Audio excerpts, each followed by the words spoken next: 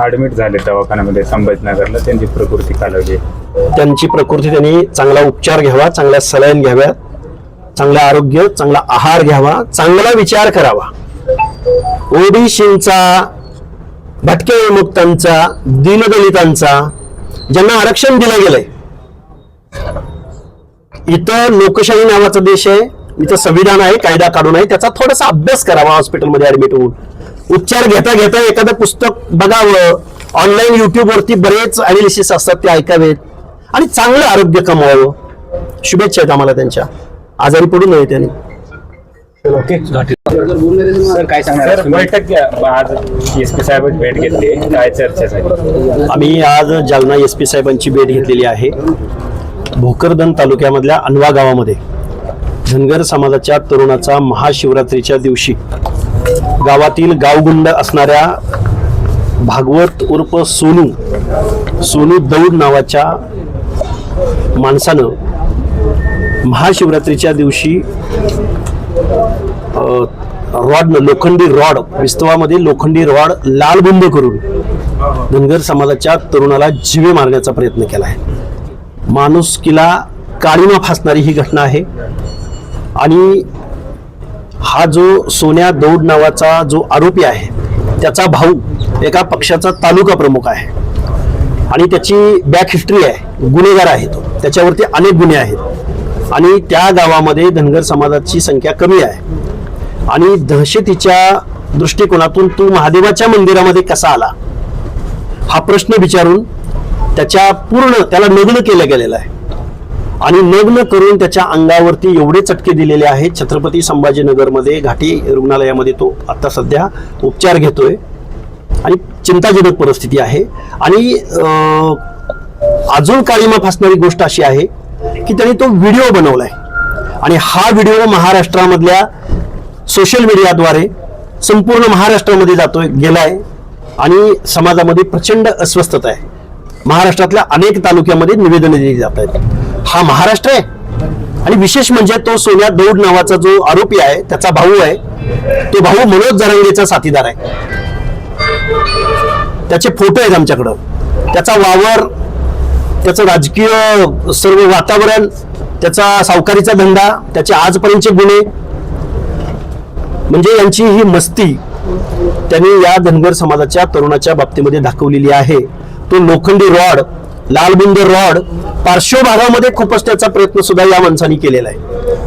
महाराष्ट्राच्या मुख्यमंत्री महोदयांना, गृह विभागाला आमची विनंती आहे, येऊ घातलेल्या 2-4 दिवसामध्ये त्या नवनाथ दौडला सुद्धा अटक झाली पाहिजे. अन्यथा महाराष्ट्रामध्ये आम्ही जालन्याच्या कलेक्टर ऑफिस, SP ऑफिसवरती मोर्चा काढू आणि या महाराष्ट्रामध्ये नक्की काय चाललंय हा जाब या गृह विभागाला विचारू. इथले पालकमंत्री असतील, गृह विभाग असेल आणि महाराष्ट्राचे मुख्यमंत्री असतील, त्यांनी त्वरित या प्रश्नामध्ये लक्ष घालावं.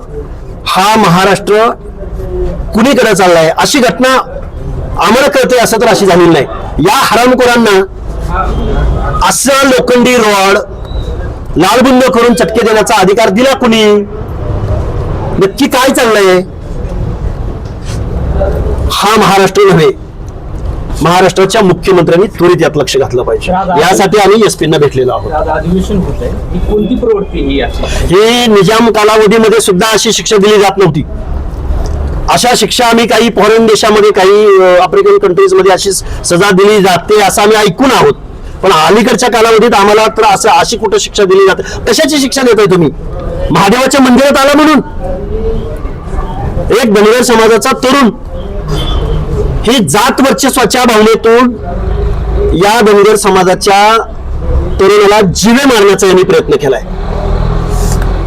त्यामुळं हा असा अन्याय आम्ही सहन करणार नाही. SP साहेबांशी तुमची चर्चा झाली, काय म्हणलं?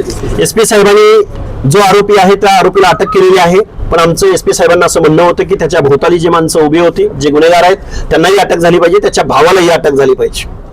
त्याच्या भावाला जोपर्यंत अटक होणार नाही, मला एक सांगा, सार्वजनिक जीवनात तालुका प्रमुख पदावर उभाटा गटाचा हा तालुका प्रमुख आहे हरणखोर आणि त्याचा भाऊ आहे हा. आणि तुम्ही सार्वजनिक जीवनात काम करता, राजकारणात काम करता आणि लालबुंद सळई रॉड आणि तोही महादेवाच्या मंदिरामध्ये विस्तवामध्ये घालून तुम्ही चटके देता अंगाला.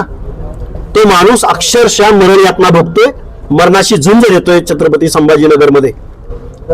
आम्ही या महाराष्ट्राच्या मुख्यमंत्र्यांना प्रश्न विचारत आहोत की जरा जर संवेदनशीलता शिल्लक असेल तर पहिल्यांदा या नवनाथ दौडला तुम्ही अटक करा, आणि नवनाथ दौडला जर ह्या 4 दिवसात अटक नाही झाली तर आम्ही खूप मोठं आंदोलन या महाराष्ट्रात, आजही महाराष्ट्रातल्या अनेक तालुक्यामध्ये निवेदनं दिली जात आहेत.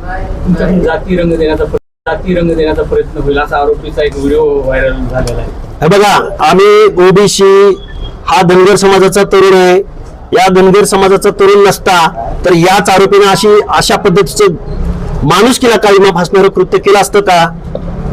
आणि आम्ही या माणसाची बाजू घेतली म्हणून जर आम्हाला कोणी जातीवादी म्हणणार असेल तर निश्चित म्हणू द्या. ते काय करतात, या महाराष्ट्रामध्ये अनेक प्रकरणं घडलेली आहेत. या महाराष्ट्राचे लोकप्रतिनिधी, पक्षांचे प्रमुख ते काय करतात, सुप्रिया सुळे, शरद पवार, रोहित पवार हे काय करतात, स्वजातीच्या आंदोलनांनाच फक्त भेटी देतात ना. खेड तालुक्यातल्या म्हणजे भोर तालुक्यातल्या पुणे जिल्ह्यातल्या सुप्रिया सुळेंच्या मतदारसंघातला विक्रम दादासाहेब गायकवाड हा नवबौद्ध तरुण त्याच्या प्रायव्हेट पार्टवरती 22 वार करून, कारण काय तर उच्चवर्णीय मुलीबरोबर लग्न केलं म्हणून. तिथं सुप्रिया सुळे जाणार नाहीत, शरद पवार जाणार नाहीत, मनोज जरांगे जाणार नाहीत, सुरेश धस जाणार नाहीत. लातूरला माऊली सोट नावाचा धनगर समाजाच्या तरुणाचं हलाल करून मारलं गेलं, तिथं हे लोकप्रतिनिधी जात नाहीत. आम्ही जर एका धनगर समाजाच्या तरुणाची ही जी काही परिस्थिती आज महाराष्ट्रात सोशल मीडियाद्वारे फिरते, जरा जरी संवेदनशीलता असेल ना तर इथला प्रत्येक लोकप्रतिनिधी या प्रकरणामध्ये लक्ष घालेल. आणि या अधिवेशनामध्ये आम्ही मुख्यमंत्री महोदयांची भेट घेण्याचा प्रयत्न करणार आहोत, भेट घेणार आहोत. या मीडियाद्वारे त्यांनी जरा जरी संवेदनशीलता असेल तर या प्रकरणामध्ये लक्ष घालावं आणि त्या हरामखोर नवनाथ दौडला पहिल्यांदा अटक करावी. हरामखोर यासाठी म्हणतोय कारण त्याची बॅक हिस्ट्री आहे, कारण तो तालुका प्रमुख आहे, तो मनोज जरांगे बरोबर प्रत्येक ठिकाणी खांद्याला लावून फिरतो, म्हणून त्याच्या भावाला हे धारिष्ट्य, त्याच्या सांगण्यावरून हे कृत्य केलेलं आहे. त्या गावामध्ये आज दहशत आहे, त्या कुटुंबाच्या मनामध्ये सुरक्षितता निर्माण व्हावी म्हणून आज आम्ही त्यांच्या गावामध्ये जात आहोत. तेव्हा गृह विभागाने यामध्ये लक्ष घालावं. आजपासून अर्थ